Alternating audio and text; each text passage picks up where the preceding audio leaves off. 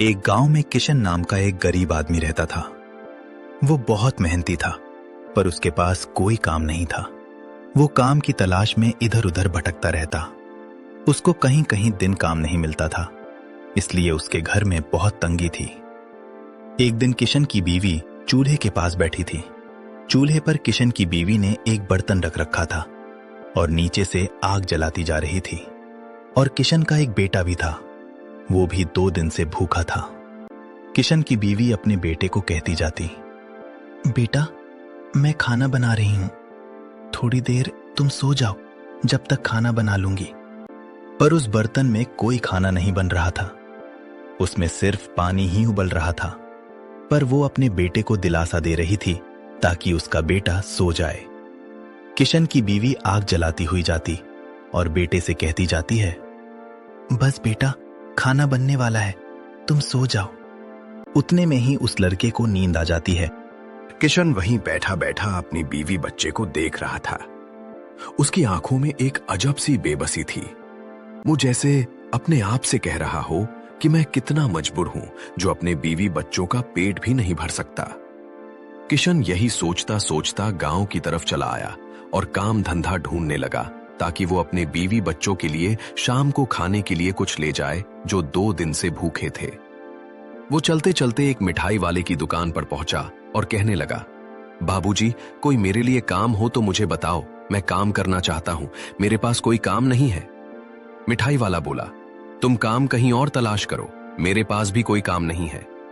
किशन बोला, बाबूजी, 2 दिन से मेरे बीवी बच्चे भूखे हैं, उन्होंने कुछ नहीं खाया, आपकी बहुत मेहरबानी होगी, मुझे काम पर रख लीजिए। मिठाई वाला बोला, अरे बोला ना तुझसे, मेरे पास कोई काम नहीं है।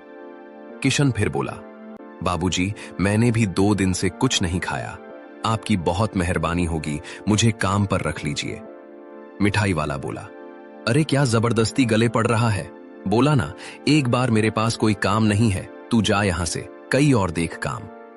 बेचारा किशन किस्मत का मारा वहां से निराश होकर चला आया और काम की तलाश कहीं और करने लगा।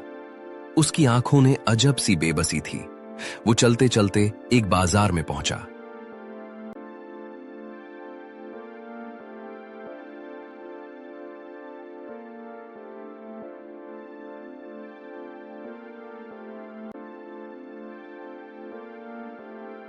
वहां पर बहुत सारे फलों की दुकान लगी हुई थी।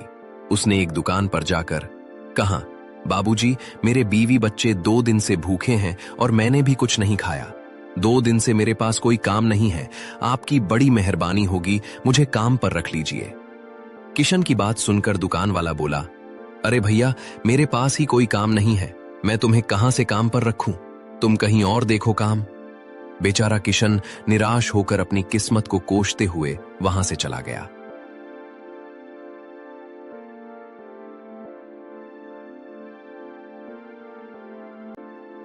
बेचारा किशन हारा थका अपने घर की तरफ लौट आया।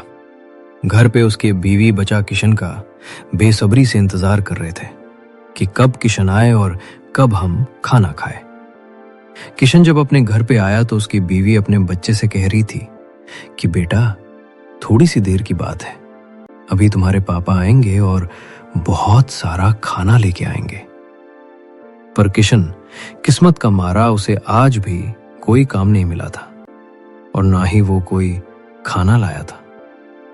जब किशन ने अपनी बीवी को अपने बच्चे को दिलासा देते हुए देखा तो किशन की आंखें भर आई और किशन चुपचाप से घर से वापस लौट गया। वो बहुत बेबस था। उसको कुछ समझ में नहीं आ रहा था कि मैं अपने बीवी बच्चों के खाने का इंतजाम कैसे करूं।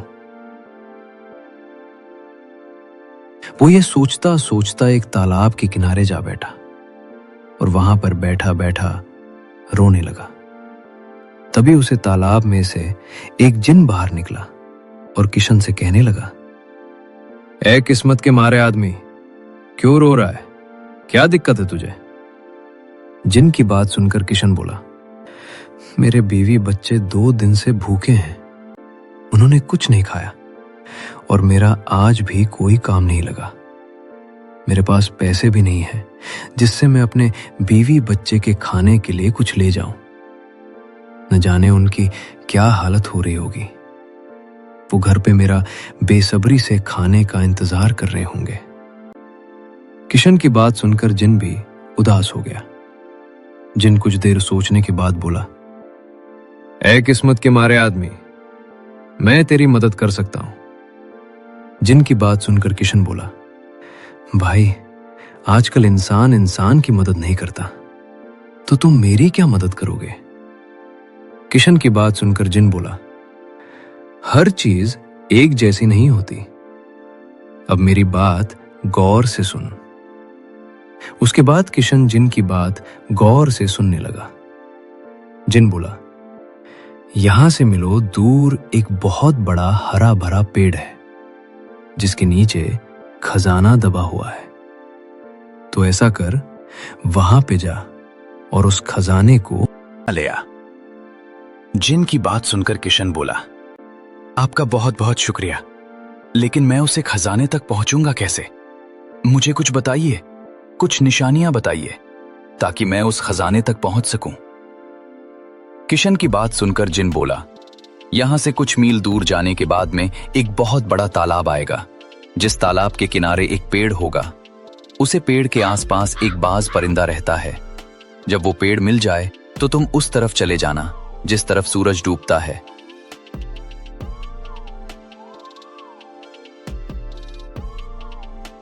और तालाब के दूसरे किनारे पर तुम्हें एक कश्ती मिलेगी। उस कश्ती में बैठकर तुम उस तालाब को पार कर लेना।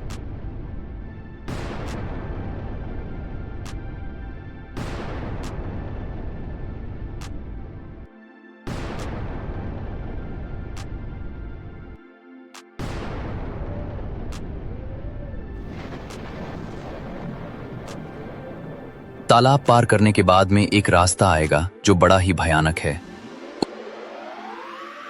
उस रास्ते को पार करने के बाद में एक पुराना किला आएगा जिस किले के बाहर 4 लोग बैठे होंगे। वो चारों बात करते होंगे कि जो भी आया वापस ना गया। तुम उनसे पूछना कि भाई मुझे इस किले में जाना है, क्या मैं जा सकता हूं? बिना उनसे पूछे बगैर तुम उस किले में दाखिल न होना। वो तुमसे कहेंगे कि इस किले में न जाओ, जो गया वो वापस नहीं आया। उनके इतना कहते ही तुम अंदर चले जाना। अंदर जाने के बाद में तुम उस पेड़ को ढूंढ लेना। वो पेड़ वहीं मौजूद होगा जो देखने में बहुत विशाल पेड़ होगा। इस पेड़ के आसपास वो खजाना दबा हुआ है। ये कहकर जिन बोला, ठीक है मेरे दोस्त, किस्मत के मारे मुसाफिर, अब मैं चलता हूं। ये कहकर जिन चला गया। अब वो किशन उसे पेड़ को ढूंढने लगा। ढूंढते ढूंढते आखिरकार उसको वो पेड़ मिल ही जाता है। उसे पेड़ को देखकर किशन कहने लगता है, आखिर मेरी मंजिल मुझे मिल ही गई। और फिर किशन उसे पेड़ के नीचे खुदाई करने लगता है। कुछ देर खुदाई करने के बाद उसे गड्ढे में बहुत सारे सोने के सिक्के से भरी हुई वुरी उसको मिल जाती है। वो उन सोने के सिक्कों को देखकर बहुत खुश होता है और कहता है कि ऐ मेरे मालिक, तेरा शुक्र है, अब मेरे बीवी बच्चे भूखे नहीं सोएंगे। उसके बाद किशन उस सोने की बोरी को लेकर अपने घर ले जाता है।